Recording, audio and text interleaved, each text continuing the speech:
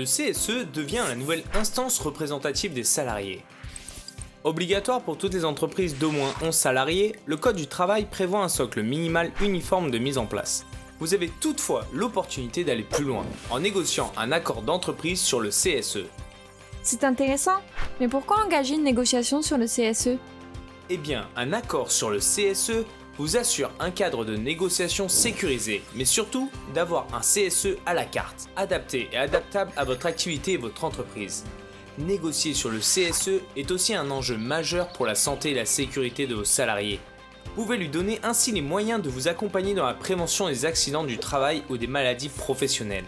Par exemple, en consultant le CSE sur l'élaboration du document unique et du plan de prévention, ou en lui permettant d'agir sur les TMS et les RPS. À quel moment faut-il négocier cet accord sur le CSE?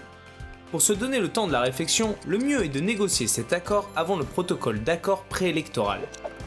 Mais quelle est la différence entre l'accord sur le CSE et le PAP? Le protocole d'accord préélectoral doit avoir lieu obligatoirement avant les élections et n'a pas le même objectif que l'accord CSE. Il traite principalement du volet organisation des élections. Si nos élections ont déjà eu lieu sans avoir négocié d'accord sur le CSE, est-ce trop tard? Non, il n'est pas trop tard pour négocier et conclure un accord CSE, même si un CSE a déjà été mis en place sans négociation d'accord en amont et même après le 31 décembre 2019.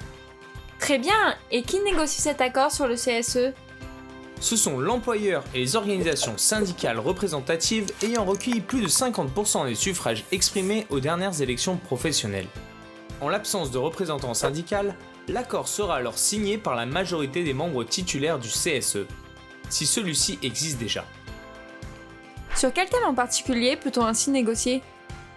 C'est à chaque entreprise et ses acteurs d'identifier les thèmes qui leur paraissent les plus adaptés, pour disposer d'un CSE qui fonctionne bien.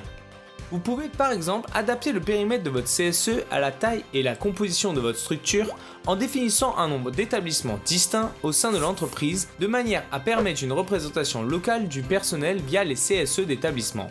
Vous pouvez aussi prévoir l'existence de représentants de proximité qui assureront l'interface de terrain entre le chef d'établissement et les salariés, notamment sur des sites de travail géographiquement éloignés.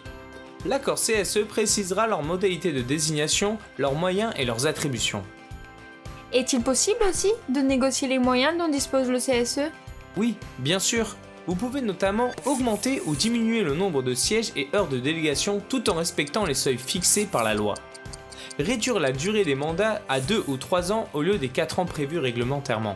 Supprimer la limite de 3 mandats successifs pour les entreprises de plus de 50 à 300 salariés.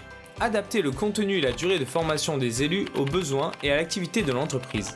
Ce n'est pas tout. Certains aspects sur le fonctionnement et les attributions du CSE peuvent également être négociés, comme par exemple le nombre de réunions annuelles du CSE, la mise en place de commissions supplémentaires, la présence des suppléants aux réunions aux côtés des titulaires qui leur permettra une réelle implication dans le fonctionnement du CSE.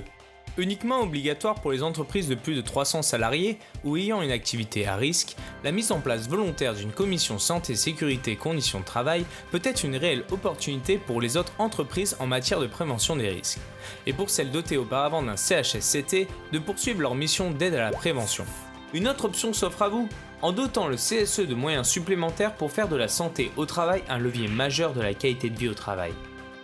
Négocier un accord CSE est une opportunité pour co-construire un CSE adapté aux besoins de l'entreprise et de ses acteurs. Pour plus de précision, vous pouvez consulter le site de la Direct PACA et de l'ARAC PACA.